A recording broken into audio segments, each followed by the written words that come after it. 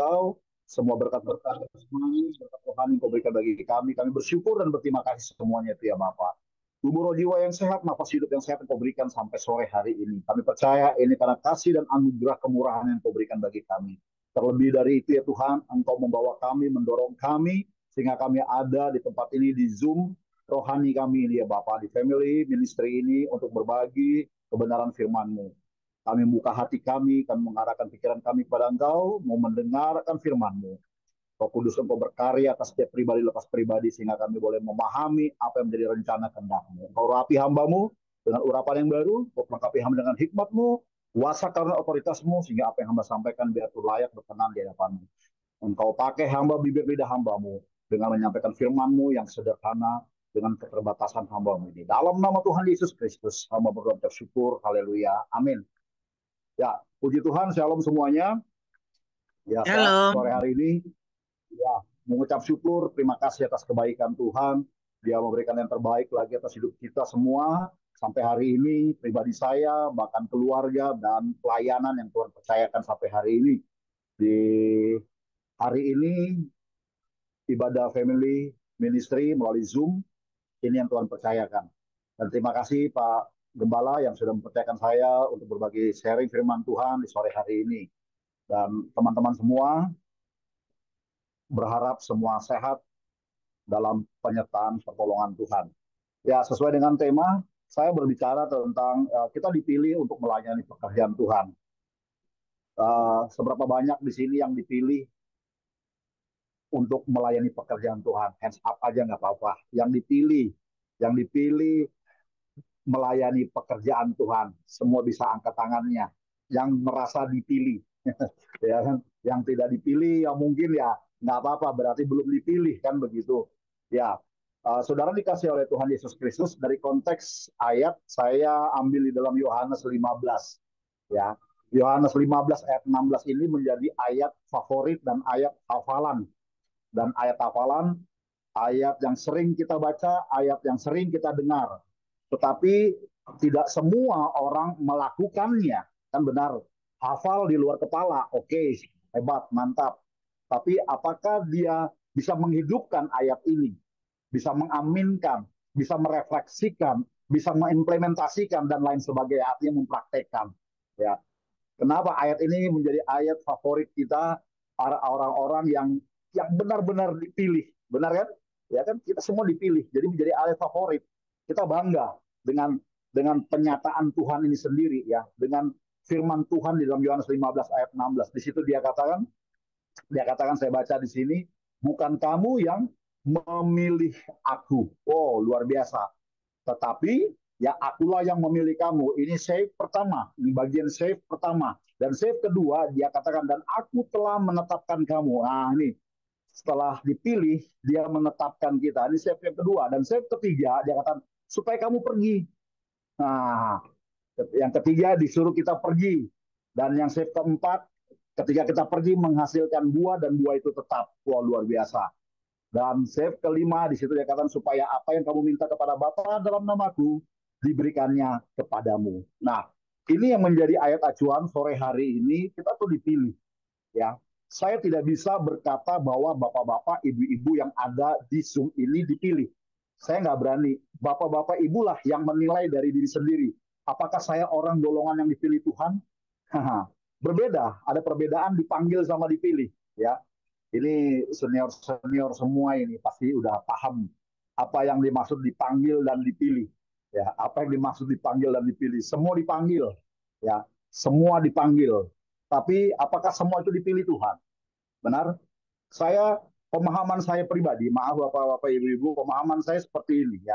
Berapa banyak orang yang dipanggil Yesus? Berapa banyak orang yang mengiringi perjalanan Yesus? Ya, kurang lebih ada 5.000 lebih. Ya, kenapa? Ya, pada waktu Yesus memberikan makan mereka. Tetapi dari 5.000 lebih itu berapa banyak yang dipilih Tuhan? Apakah semua dipilih Tuhan? Tidak. Tidak dipilih Tuhan. Benar kan? Tidak dipilih Tuhan. Tidak semua. Nah, jadi gambaran pertama ini kita dipanggil semua. Apakah kita masuk dalam pilihan Tuhan? Gitu. Ya kan? Ada dua. Yang kedua, saya memahami begini. Ya, ada yang namanya pengikut dan murid. Pengikut dan murid ini ada perbedaan. Nah, pemahaman saya begini, orang yang dipanggil itu pengikut. Kita mengikuti Kristus, pengikut. Tapi orang yang dipilih, dia menjadi murid. Dia dipilih, dia menjadi murid. Banyak yang dipanggil, sedikit yang terpilih. Banyak menjadi mengikuti Yesus, tapi tidak banyak yang mau dimuridkan. Benar? Banyak yang tidak mau dimuridkan. Jadi dia tapi nggak mau dimuridkan. Nah, seharusnya ketika kita menjadi pengikut, ya orang-orang yang dipilih Tuhan, kita dimuridkan. Kita memberi diri, kita harus dimuridkan. Ya. Kemarin dan tadi siang juga saya mengikuti satu Zoom, ya, ada menyinggung hal-hal pemuridan. Dan saya paling suka yang namanya pemuridan, karena di dalam pemuridan itu pasti isinya berbicara tentang edukasi, tentang pembelajaran. Tentang pembelajaran, bagaimana kita belajar firman Tuhan. Ya namanya dimuridkan berarti kan kita menjadi murid. Seperti itu. Nah, sekali lagi saya tidak tahu apakah bapak-bapak, ibu-ibu ini masuk golongan orang yang dipilih atau masuk golongan menjadi murid Kristus yang mau dimuridkan. Bapak-bapak, ibu-ibu yang bisa menjawab dari pertanyaan saya. Tapi saya yakin semua dipilih, ya, ya, semua dipilih, bukan hanya dipanggil tapi dipilih dan menjadi murid Kristus.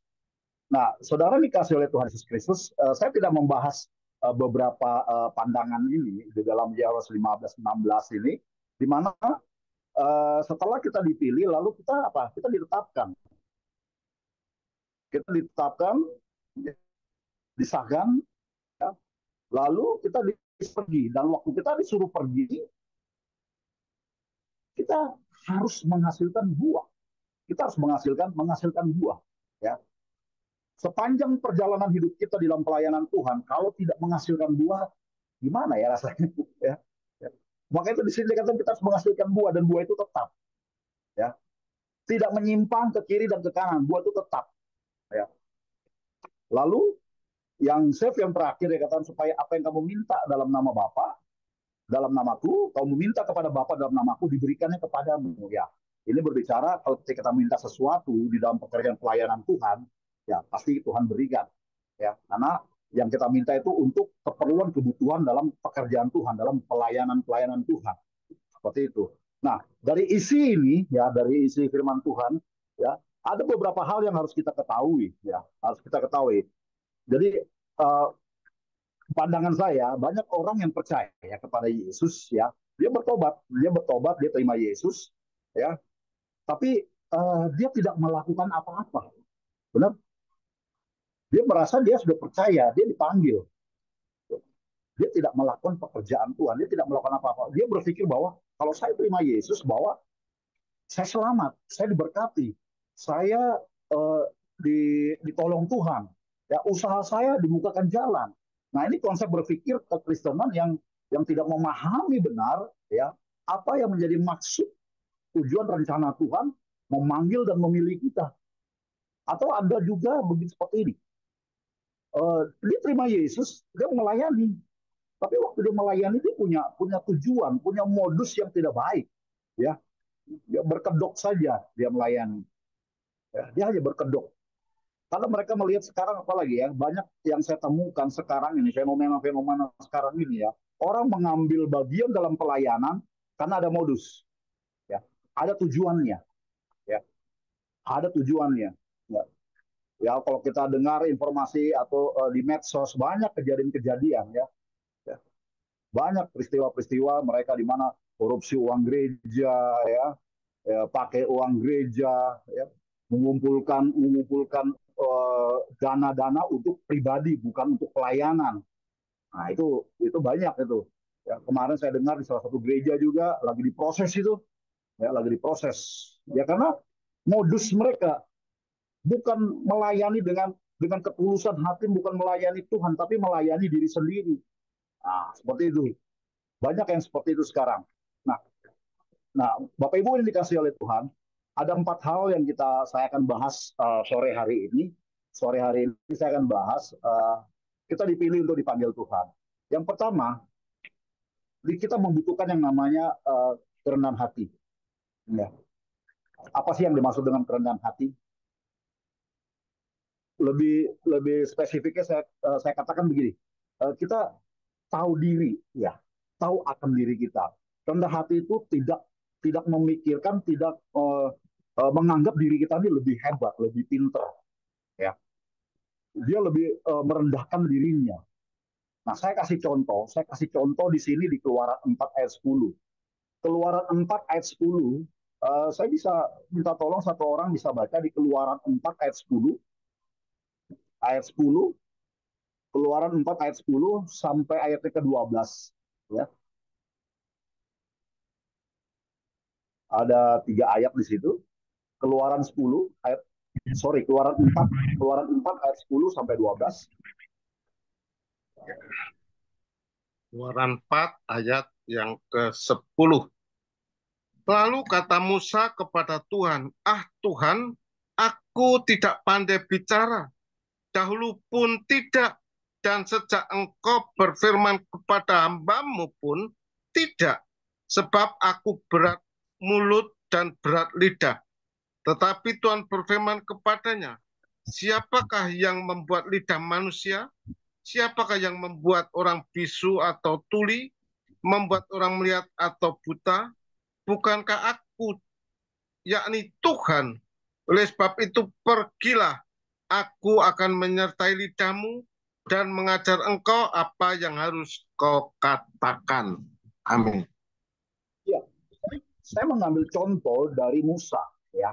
Musa dipilih Allah, ya. Musa dipanggil Allah, dipilih Allah untuk melayani pekerjaan Tuhan, diberikan tanggung jawab untuk membawa bangsa Israel ini keluar dari perbudakan, ya. Tetapi ada statement kerendahan hatinya Musa. Dia sadar akan kekurangannya dia. Dia tahu akan kekurangannya dia. Sehingga dia katakan, "Ah Tuhan, aku ini tidak pandai bicara. Dahulu pun tidak, dan sejak engkau berfirman kepada hambamu pun tidak."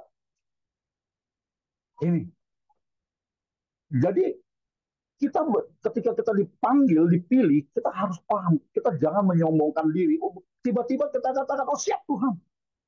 Ya, sekarang kan banyak banyak orang-orang sekarang nggak nggak artinya nggak tahu diri. Tiba-tiba melayani saja, tidak punya dasar, tidak punya basic, ya, tidak punya pemahaman yang benar, karena dia mungkin seorang pejabat pertama, karena dia finansialnya kuat, dia tokoh masyarakat yang dikenal banyak orang, sehingga dengan gampangnya mereka merekrut orang-orang untuk mengikuti dia. Kan banyak seperti ini. Atau orang-orang yang mungkin mengalami pemulihan, mengalami mujizat Tuhan, tiba-tiba besoknya dia langsung menjadi seorang hamba Tuhan, langsung melayani pekerjaan Tuhan. Ya. Intinya melayani Tuhan itu tidak salah, tidak ada kesalahan, tetapi kita harus tahu diri, keterbatasan kita. Ya, banyak sekarang, ya, saya kasih contoh saja, ya, beberapa bulan yang lalu, waktu saya menguji, ya, beberapa mahasiswa, banyak pertanyaan-pertanyaan yang saya lontarkan dan mereka menjawab. Mereka sekolah karena dorongan. Mereka sekolah, mereka mau ikut sekolah teologi ini karena punya tujuan mau jadi, karena ada jabatan di gereja, ya. Syarat-syarat itu, ya, dipaksakan. Banyak hal-hal seperti ini. Sehingga ya kita lihat hasil dari pekerjaan pelayanan. Nah, kita ambil contoh dari Musa, orang yang sadar sadar diri, ya, punya keran hati, tidak terburu-buru mengambil keputusan, tidak buru-buru mengambil keputusan. Ada yang namanya pengendalian diri. Nah ini ketika kita dipilih, kita harus ada. Nah ketika kita punya kerenan hati, justru Musa diperlengkapi. Ya, justru Musa diperlengkapi. Di sini dikatakan firman Tuhan, dia katakan, "Siapakah yang membuat lidah manusia? Siapakah yang membuat orang bisu atau tuli? Membuat orang melihat atau buta? Bukankah aku, yakni Tuhan?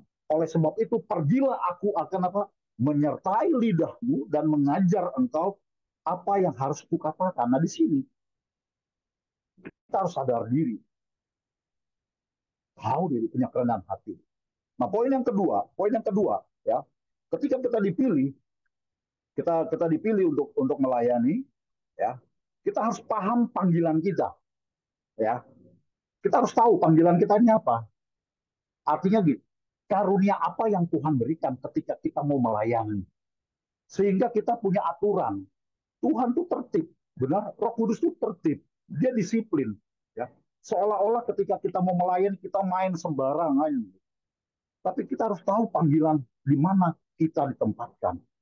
Kita harus tahu, oh saya apakah seorang gembala, apakah saya seorang penginjil, apakah saya seorang seorang pengajar, apakah saya punya karunia kerasulan, kenabian, apakah karunia yang Tuhan berikan ada 9 karunia ini salah satunya atau ada 2 karunia yang Tuhan berikan. Nah kita harus tahu.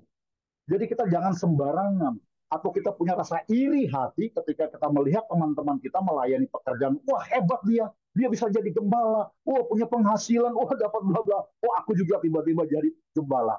Nah di sini kita harus paham panggilan kita. Karunia apa yang Tuhan berikan? Jubah apa yang Tuhan berikan kepada kita ketika kita dipilih untuk melayani pekerjaan Tuhan. Kita baca di dalam Efesus 4 ayat 11 ayat 13, ya. Efesus 4 ayat 11 13 ini yang jadi ayat yang sering kita baca. Dan ialah yang memberikan baik rasul-rasul maupun nabi-nabi, baik pemberita-pemberita Injil maupun gembala-gembala dan pengajar-pengajar untuk memperlengkapi orang-orang kudus bagi pekerjaan pelayanan, memperlengkapi bagi hamba-hamba Tuhan. Karunia-karunia diperlengkapi. Tujuannya apa? Guna untuk apa? Untuk apa? Di sini dikatakan bagi pembangunan tubuh Kristus sampai kita semua telah mencapai kesatuan iman dan pengetahuan yang benar tentang anak Allah, kedewasaan penuh dan tingkat pertumbuhan yang sesuai dengan kepenuhan Kristus. Nah, jadi kita diperlengkapi karunia-karunia untuk melayani pekerjaan Tuhan. Tidak sembarangan kita melayani pekerjaan Tuhan. Kita dipilih untuk melakukan pekerjaan Tuhan, tapi kita tahu karunia apa yang Tuhan berikan kepada kita. Yang ketiga, di sini dia katakan, setelah kita memahami karunia apa yang Tuhan berikan, yang poin ketiga, belajar akan firman Tuhan.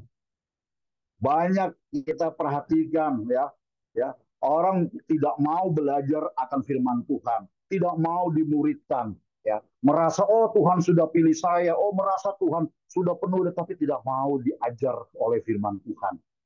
Di sini kita lihat, ya, saya sering melihat, saya sering menceritakan ada 3 hal di dalam pekerjaan Tuhan, melayani pekerjaan Tuhan. Pengetahuan firman Tuhan yang benar, karunia yang Tuhan berikan, dan pengalaman atau kesaksian dengan Tuhan. 3 poin ini kita harus berjalan bersama-sama. Ketika kita mengetahui firman Tuhan, ketika kita punya karunia, pengalaman dengan Tuhan, kita bisa menyampaikan firman Tuhan dengan maksimal. Berapa banyak orang yang hanya menceritakan kesaksian, berapa banyak orang hanya menceritakan tentang karunia, tapi ketika dia menyentuh dengan pengetahuan, dia blank. Ya. Dia berani menyampaikan firman Tuhan. Oh, Roh Kudus ini begini, Roh Kudus ini begini, Roh Kudus. Begitu ditanya, Pak, apa Pak Roh Kudus itu bagaimana? Dia nggak bisa jawab. Oh, bukan kapasitas saya untuk menyampaikan tentang Roh Kudus. Saya bilang, ini dia mau menceritakan tentang Roh Kudus, tapi dia sendiri tidak paham tentang Roh Kudus. Ibarat begini, kalau saya seorang sales, saya mau jual kecap ABC, saya tahu komposisinya, saya tahu rasanya, saya tahu kualitasnya, ya, manfaatnya apa, dan tujuan kecap ini dipakai untuk apa. Setidaknya saya tahu produk knowledge-nya. Bagaimana kita memberitakan tentang Yesus, tapi kita tidak tahu siapa Yesus itu. Dia main asal sebut, ya asal dengar apa kata orang, dia tidak memahami dan dia tidak mengalami Yesus itu sendiri. Nah, di sini berarti poin yang ketiga, ketika kita dipilih untuk melayani, kita harus belajar firman Tuhan. Ya. Belajar firman Tuhan. Bukan asal-asalan kita memberitakan firman. Kita harus belajar dan banyak diajar, banyak mendengar firman Tuhan. Poin yang keempat, oh ya, ada beberapa ayat di sini di dalam poin yang ketiga, Habakuk 2 ayat 14. Habakuk 2 ayat 14 dia katakan, sebab bumi akan penuh dengan pengetahuan tentang kemuliaan Tuhan, seperti air yang menutupi dasar lautan. Ya, Habakuk 2 ayat 14. Sebab bumi akan penuh dengan pengetahuan tentang kemuliaan Tuhan, seperti air yang menutupi lautan. Ada beberapa ayat-ayat lagi dalam Roma 10 ayat 1 sampai 3 itu berbicara tentang mereka. Saya bacakan saja ya, Roma 10 ayat 1 sampai 3. Saudara-saudara, keinginan hatiku dan doaku kepada Tuhan ialah supaya mereka diselamatkan. Sebab aku dapat memberi kesaksian tentang mereka bahwa mereka sungguh-sungguh giat untuk Allah, tetapi tanpa pengertian, ya, tanpa pengetahuan, tanpa knowledge yang benar. Sebab oleh karena mereka tidak mengenal kebenaran Allah dan oleh karena mereka berusaha untuk mendirikan kebenaran mereka sendiri, maka mereka tidak takluk pada kebenaran Allah di sini.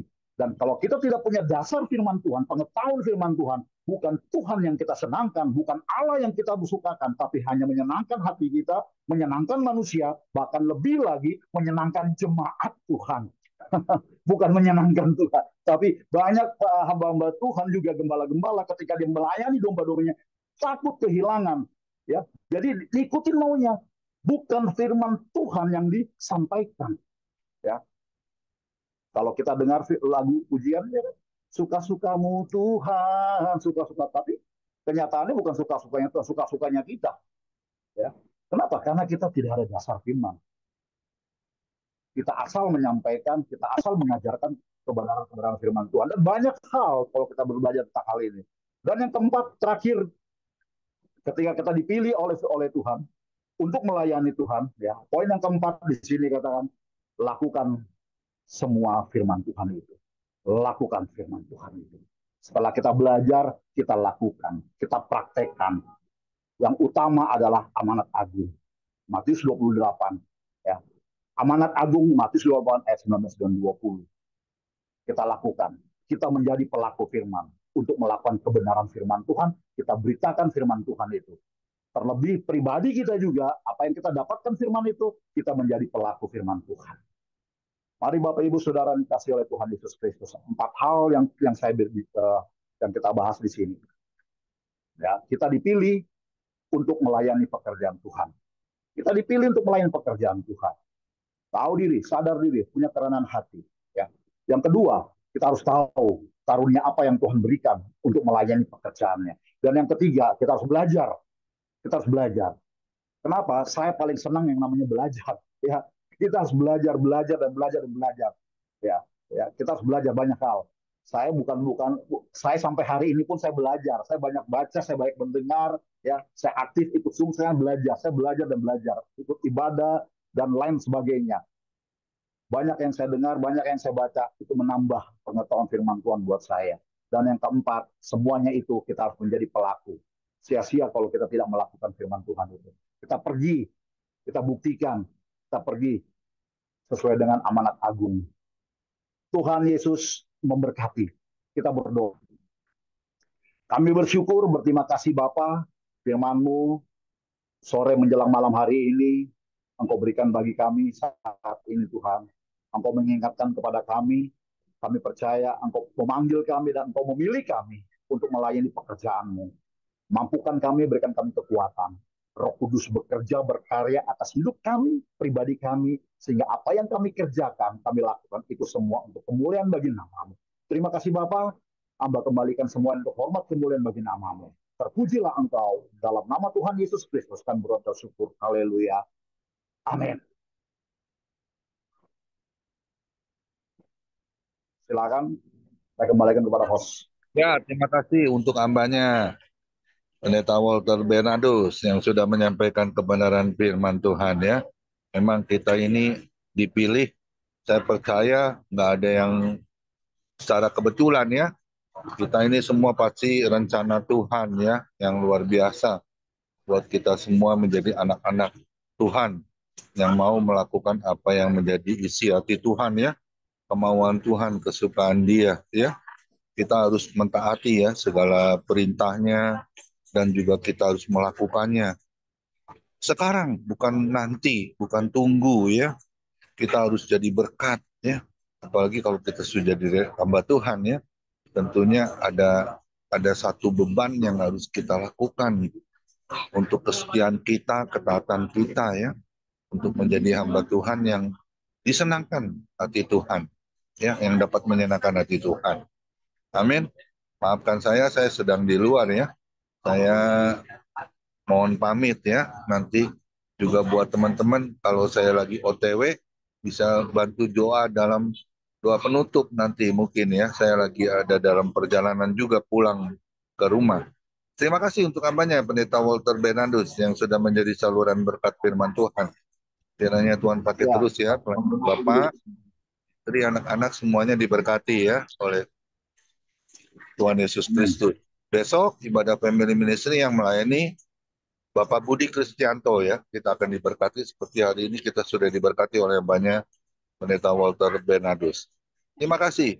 Tuhan Yesus memberkati. Silakan Pak Sutarjo, satu pujian sebelum doa syafaat. Baik, kita Tuhan dengan mengangkat pujian percayalah. Bila serta Tuhan dalam perjalanan, sinar sabdanya jadi suluh. Bila ia di samping, ku tetap dibimbing, sama percaya patuh. Percayalah, patuh pada Allah, agar hidup bahagia.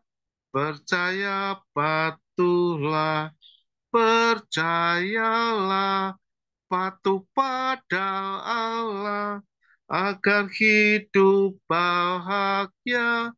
Percaya patuhlah. Silakan yang berdoa syafaat.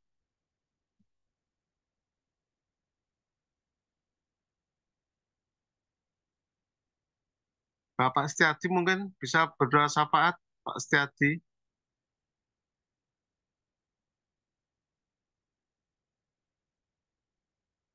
Baik, terima kasih Pak Starjo. Mari kita sama-sama satukan hati kita untuk berdoa syafaat. Bapa di dalam kerajaan surga, kami mengucap syukur Tuhan pada petang hari ini kami dapat berhimpun bersama di dalam Zoom FM Tuhan. Tuhan, kami naikkan doa syafaat kami, terutama untuk Bapak Walter Tuhan, yang sudah menyampaikan firman-Mu. Kiranya Engkau berkati dia, Engkau kiranya memberikan dia pengertian dan pemahaman firman Tuhan yang lebih lagi dan lebih lagi, sehingga hatinya diterangi oleh Tuhan dan dia dapat menyampaikan firman Tuhan sesuai dengan apa yang Engkau kehendaki. Tuhan, berkati rumah tangganya, berkati keluarganya Tuhan, berkati apapun pekerjaan yang dia kerjakan Tuhan, Kau berkati. Berkati kesehatannya Tuhan. Tuhan juga berkati kami semua yang hadir Tuhan. Kau berkati kami sehingga firman yang kami dengar tidak berlalu dengan percuma, tetapi kami dapat menyimpannya dan dapat melakukannya dengan pertolongan kuasa Roh Kudus-Mu Tuhan. Hanya itu yang dapat kami andalkan supaya kami mampu melakukan firman-Mu. Bapa di dalam kerajaan surga, kiranya kami Tuhan dapat mengenali apa panggilan-Mu kepada kami Tuhan, apa yang Kau tetapkan pada kami. Apakah kami sebagai WL, apakah kami sebagai pendoa, apakah kami sebagai pembawa firman, apakah kami sebagai pengajar, apakah kami sebagai penginjil, apakah kami sebagai rasul atau sebagai gembala Tuhan. Kau berikan kepada kami Tuhan pengenalan kami akan diri kami dalam hal apa kami ini sudah dipanggil oleh Tuhan dan dibekali oleh Tuhan. Tuhan Yesus Kristus, kami berdoa untuk kelangsungan FM Tuhan, supaya FM berlangsung terus Tuhan, dan bertambah-tambah orang-orang yang bergabung, bukan semakin berkurang-kurang, tapi bertambah-tambah Tuhan. Entah Tuhan apa yang menjadi penyebab kemunduran Tuhan. Tuhan Yesus, berikan kepada kami hikmat dan berikan kepada kami Tuhan untuk dapat meningkatkan pelayanan FM ini. Tuhan Yesus, kami berdoa Tuhan untuk bangsa dan negara Indonesia. Bangsa dan negara Indonesia yang sudah memilih presiden dan wakil presiden. Tuhan, Engkau berkati presiden dan wakil presiden dalam memimpin bangsa ini.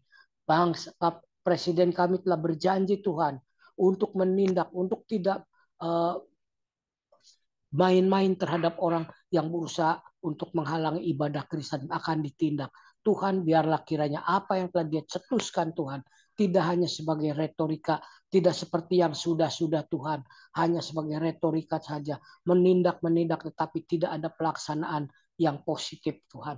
Tuhan Yesus, kiranya dengan pemerintahan yang baru ini, kami dapat mempunyai harapan yang baru, di mana kami boleh beribadat dengan bebas, boleh mendirikan tempat ibadah dengan bebas, tidak dipersulit. SKB 2 Menteri yang sudah dicabut Tuhan, supaya semua orang bisa mengerti dan memahami bahwa kami untuk mendirikan gereja hanya cukup mendapat rekomendasi dari Kementerian Agama Tuhan. Tuhan Yesus Kristus, kami berdoa ya Tuhan, tentu saja melalui perwakilan-perwakilannya sampai di tingkat kecamatan dan di tingkat desa pun Tuhan. Tuhan Yesus Kristus, kami berdoa ya Tuhan, supaya pemerintahan baru ini Tuhan berdiri teguh dan menegakkan keadilan dan kebenaran, supaya Tuhan bangsa Indonesia ini terayomi, terlindungi Tuhan, dan bangsa dan negara kami Tuhan tetap berdiri di atas dasar Undang-Undang Dasar 45 dan Pancasila. Tuhan Yesus, kami berdoa ya Tuhan, supaya segala bencana-bencana alam yang terjadi Tuhan tidak membahayakan penduduk Indonesia Tuhan. Tuhan Yesus, mereka yang terdampak Tuhan, supaya mendapatkan pertolongan seperlunya dari dinas-dinas sosial Tuhan. Tuhan, mengenai barang-barang, harga barang Tuhan, ekonomi Tuhan, supaya Indonesia bertumbuh di dalam perekonomiannya, supaya setiap penduduk Indonesia Tuhan sanggup membelanjakan penghasilannya untuk kebutuhan mereka hari per hari, sehingga tidak ada yang kelaparan karena tidak ada makanan. Tuhan Yesus, kalaupun ada Tuhan, biarlah kami semua mempunyai pedulian kepada mereka Tuhan. Tuhan Yesus Kristus, supaya angka kejahatan bisa tertekan. Dan Tuhan, generasi muda kami selamatkanlah dari kenakalan-kenakalan remaja, dari keterikatan kepada miras dan keterikatan kepada hal-hal yang tidak baik Tuhan. Tuhan Yesus, kami berdoa Tuhan untuk masalah di Indonesia, supaya LGBT Tuhan jangan kami ikuti tentang LGBT Tuhan, supaya kami tetap menolak pernikahan sejenis Tuhan.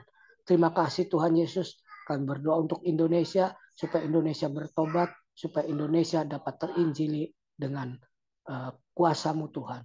Para pemberita Injil, para hamba Tuhan, Kau perlengkapi mereka di dalam pemberitaan mereka, bukan saja dengan perkataan, bukan saja dengan perbuatan, tapi dengan kuasa Allah yang menyertai pelayanan mereka. Sehingga semua bangsa Indonesia boleh melihat bahwa Allah kami adalah Allah yang hidup, Allah yang sejati. Terima kasih Bapa dalam surga. Itulah doa yang dapat kami naikkan, dan Tuhan, kami ingat akan Israel Tuhan, Kau berkati dia Tuhan, supaya Israel bertobat Tuhan. Israel bisa mengenal, dan Israel bisa dicelikkan mata rohaninya, supaya mereka mengerti bahwa Engkau adalah Mesias yang sedang mereka tunggu-tunggu, sehingga mereka bertobat kepada-Mu Tuhan. Peperangan yang terjadi Tuhan, itu sesungguhnya adalah dalam rencana-Mu. Biarlah kehendak-Mu yang terjadi. Dalam nama Tuhan Yesus Kristus, hamba sudah berdoa dan hamba mengucap syukur. Haleluya. Amin.